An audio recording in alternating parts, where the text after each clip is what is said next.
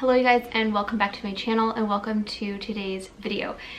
I can't believe I'm sitting down to make this video, honestly, because it means that my baby is turning 1.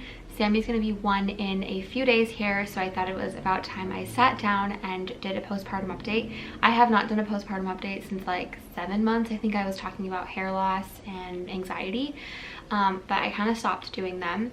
But I'm back, and I thought we have to at least do a 1-year postpartum update. I'll be sharing things about Samantha and also things about me, my body, and just what this last year of postpartum has been like for me and the experience and journey. And again, these are just my personal experiences. Your postpartum experience will be different because our lives are different, and so many things play into how postpartum is for you and what your postpartum experience is. So I asked you guys to ask me some questions. I've got them, and then I'll just be sharing some little update things as well. So first we'll do the questions. The first one was, is Sammy still nursing, and like how long do I hope to be able to breastfeed her for? So my goal with breastfeeding was always 2 years, and that was if I could breastfeed. But once I knew that like she latched, and we got that all figured out because she did have a tongue and lip tie when she was a newborn. Once we got that figured out, I was like, I would love to be able to nurse her till she's 2. I honestly can't believe I've done a full year of nursing. I feel like that in and of itself is huge. Sammy is still, like, I would say exclusively breastfed. Like, she still breastfeeds around the clock multiple times throughout the day. She still nurses to sleep, nurses during the night, nurses when she wakes up for naps. She nurses a lot. I don't mind it. It's something that I really actually enjoy. I love that time with her. It forces me to slow down and just be with her and be present in the moment. I absolutely love breastfeeding, and it's been a positive experience for me. Of course, she bites me, she scratches me, she dances around while she's nursing now, and it's a little bit crazy, but it's something that I would like to continue for as long as I can. So I actually will probably breastfeed for her for a few more years. If she's 3 and 4 or 4 years old and she still wants to nurse a little bit before bed or when she wakes up in the morning, that's something I would do, but I just take it month by month, and if she decides to wean herself, we'll go with that. But I won't be actively doing any weaning as of right now. So yeah, breastfeeding is going well, and I would just encourage you, if you're a new mom, to not give up on it. If it's discouraging in the first few days, but also to not be hard on yourself if it doesn't come naturally or it's just not something that you enjoy doing. But for me, I really enjoy breastfeeding, so it's not something I'm looking to end anytime soon. It's completely up to Samantha when she decides to wean. The next question is, does Sammy sleep through the night? I could probably count on one hand the amount of times Samantha has slept through the night. I consider that 0 wake-ups from bedtime until morning time. She's only done that about twice. She's done where she'll wake up once before midnight and then sleep through the night a couple times, but for the majority of the time, she goes to sleep in her crib, and then she ends up in our bed because Rodolfo goes and gets her and just brings her into bed with me, and then I just nurse her back to sleep, and that's what we do. So she sleeps through the night once she's in our bed, but no, she doesn't sleep through the night. Sleep has been something that we've kind of, I don't know, we just kind of have like tried to go with the flow and take it as it comes. It's been really hard for me to think about sleep training. It's not something I necessarily want to do, but of course we just take it day by day. I have no judgment if you sleep train. It just has been, we tried it for one night and it just felt really wrong, and it just didn't really feel well. Didn't sit right with me. Now that she's a little bit older, we might start trying little things here and there, but for the most part, she is a good sleeper. She does go down, and she will, if she wakes up, it's usually just once or twice, and it used to be like 7 times a night, so I'm counting my blessings. Next question is, how did having a baby affect your marriage? It affected every single aspect of our marriage and our relationship. So Rodolfo and I had only been married for 6 months when we got pregnant, and we'd only been together for a year. Like, from dating to when we got pregnant, it was a year. So we really hadn't been together that long. We were still very much learning about each other. And so obviously having a baby just added so much more to that. But it's been such a blessing because it's forced us to really just like get real and raw with each other, and we've had to reach out for help. We've had to reach out for counseling. We've taken couples and marriage workshops to try and strengthen our marriage. Not that anything's wrong with it, but just like having a baby really forces you to work on your marriage, because it takes a lot more effort and work when there's another little human being who demands so much. So yeah, it affected my marriage and my relationship. I'm sure every baby we add and every big milestone or change in our life will probably do that. But I think that's just part of life and part of marriage. I'd be lying if I said it wasn't hard. We did have a period of time, a couple months, where I was so like, I just had a really hard time prioritizing that. And that's one thing, if I could go back and change it, I wish I had prioritized Rodolfo more. I just kind of got so sucked into everything, which again, show yourself grace because you don't always know what you're doing. But yeah, just make sure to make time for each other. Someone asked, how do you get yourself ready for the day? I can get my 13-month-old ready, but getting myself ready is so hard. I totally feel you on this. I have some days that I'm better at this than others. I will say a couple things that I do if I'm wanting to prioritize getting myself ready is I will either, one, shower while Rodolfo is still home in the morning. If I feel like getting up early, or if Sammy's already awake, I will try and have a quick shower while he's downstairs with Samantha making breakfast. So that's one thing you can do, is while your husband's also getting ready for work, take advantage of that time, and while he's out of the shower, hop in the shower kind of thing. The second thing I'll do is I sometimes don't shower until 10 a.m., 9 a.m. When Sammy's gone down for her first nap, I'll then go shower, do my makeup, do my hair, and put on an outfit. Doing that, it wasn't something I really prioritized in the beginning, but it makes me feel so much better, mentally, physically. I feel better about myself, just everything. I feel more confident. I feel more productive and motivated to get things done. I have just a better day overall if I prioritize that time. And again, some days it's 2 o'clock and I'm still waiting to shower.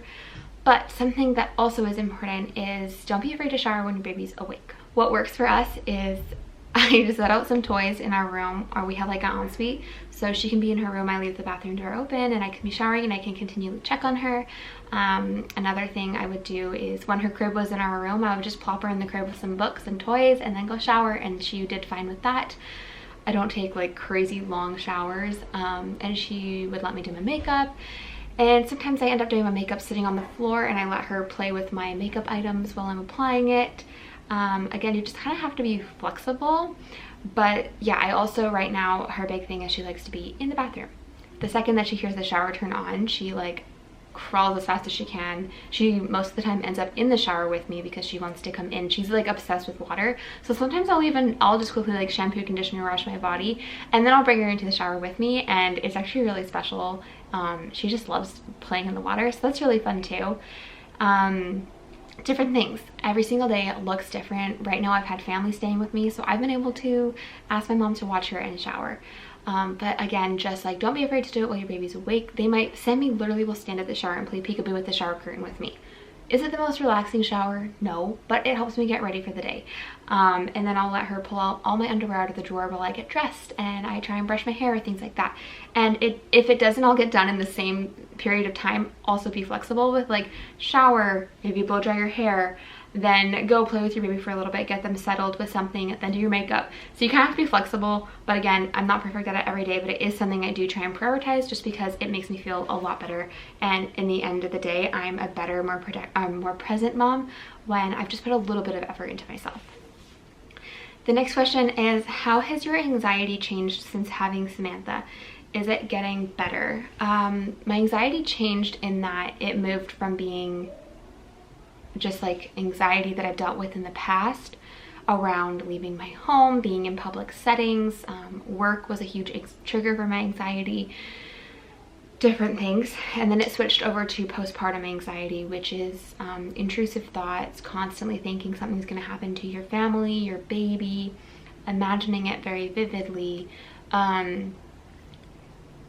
Just this constant fear that I was living in. So my anxiety did change in that new things were now causing me anxiety that I had never even thought about in the past. As far as is it getting better, a couple months ago I would have said yes, and today I would say it doesn't feel like it is. I actually just had a phone call with my doctor this morning. about it, because I kind of feel like I've taken a couple steps back and like I'm kind of heading back towards ground zero, which I don't want to be at. So I am continually trying and working at my mental health. It has not been an overnight fix. It's not something that's been easy. It's been so hard, and it has affected so much of my life, and it's the worst thing, honestly. What I'm doing to try and help it is I went on medication, still on medication. I do virtual counseling. I try and have open communication with my doctor. This is something I'm not super great at. I often wait a really long time to finally call and reach out and get the help I need. But that's something I am trying to be better at, is not being afraid to call the doctor and be like, hey, something feels still out of whack. What would you suggest I do? Being outdoors helps a lot. Journaling helps a lot. Something that's really random, it was ASMR. I discovered ASMR YouTube videos, and they really calm me down, and they really help if I'm feeling really anxious or having like a panicky moment or panic attack. I'll try and listen to one of those, just something to calm me down. And just also being aware of things that are triggers, and making sure to not get overly stimulated or reach a point of burnout, because that's bad. Also making sure I'm eating enough food and trying to get enough sleep.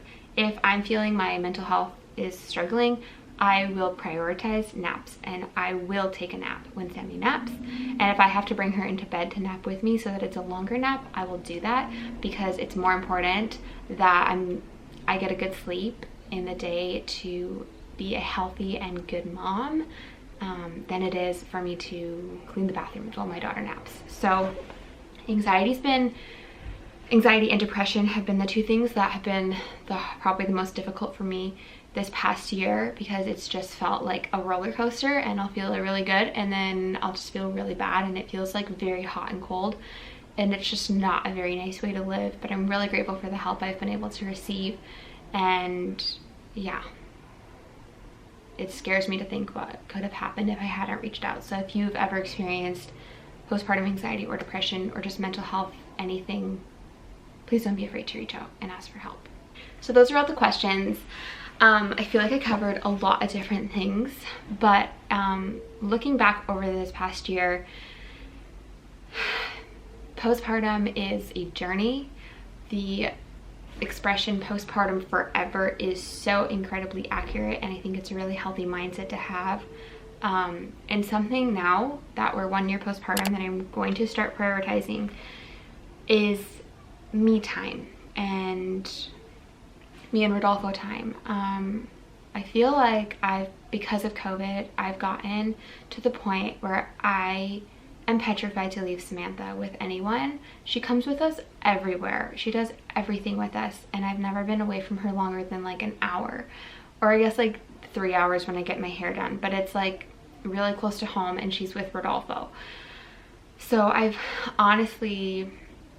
feel like I want to start trying to challenge myself in having some more me time and feeling comfortable and confident, and Sammy having play dates, and just, yeah, I need to get better at that. But COVID's been really hard. Obviously, postpartum with COVID has been so complicated, and there's a part of me that's become really independent in my motherhood, and I have a hard time delegating or asking for help or voicing what I do need help with, simply because it's just been me and Rodolfo, and we've done it. We crushed it, honestly. Like, we figured out everything mostly on our own because we just had to. We haven't had a ton of like people in our home coming over to help out with Sammy or babysit Sammy. Like, we just haven't had that. So now that COVID is starting to cool down a little bit, it's going to be really interesting to see how that changes, and I think it's going to be an adjustment period for me. But I think it will be healthy because Sammy loves people, and she's honestly really good if I ever do need to leave for like a little bit, especially while my parents have been here. I've left a couple times just to run a quick errand, and she's just been totally fine. So happy when I come home, playing, hardly even notices that I was gone. So that's something that just postpartum during a worldwide pandemic has just been weird for that particular reason. That also goes along with my anxiety, which is still very much something I'm dealing with. Overall, this last year has just changed me in so many amazing ways. It's broken me in ways that I never imagined I could be broken. It's built me up in ways I never imagined I could be built up. It's been a journey and it's not over, and I'm just so grateful to be a mother, and I'm so grateful for Samantha, and she's just such a doll. I just adore that little girl so much. But yeah, that is my 1 year postpartum update. So thank you guys for being here, for following along. Some of you guys have been around since like we got married, since we found out we were pregnant with Samantha, and it's just like really emotional and sentimental to me that we're coming up to her first birthday, because it just kind of feels like, wow, like 1 whole year of parenting and the amount of things we've learned and the things that have happened in our lives, it's just been insane. But if I could just give one piece of advice to any mom out there, I would just say try your best to just take every day as it comes, and to not be afraid to ask for help or to admit that you're struggling, because it's hard, it's not easy. Some days are harder than others, some days will be easier than others, but that's just the beauty of motherhood. We're literally all in this together. And yeah, just don't be afraid to admit when you're having a hard time, and also enjoy the times when you're having a good time. Like, there's no shame or guilt in any part of motherhood. There's just no room for shame or guilt. There's only room for grace, kindness, self-compassion, and all those kind of things. So I hope you guys enjoyed this little update. Thank you for continuing to follow along. I'm really excited for all the content that I have planned to kind of make this year. I really am trying to get back into the rhythm of filming and posting. So if there's anything you want to see specifically, leave your request down below. But yeah, thank you guys for watching, and I'll see you next time.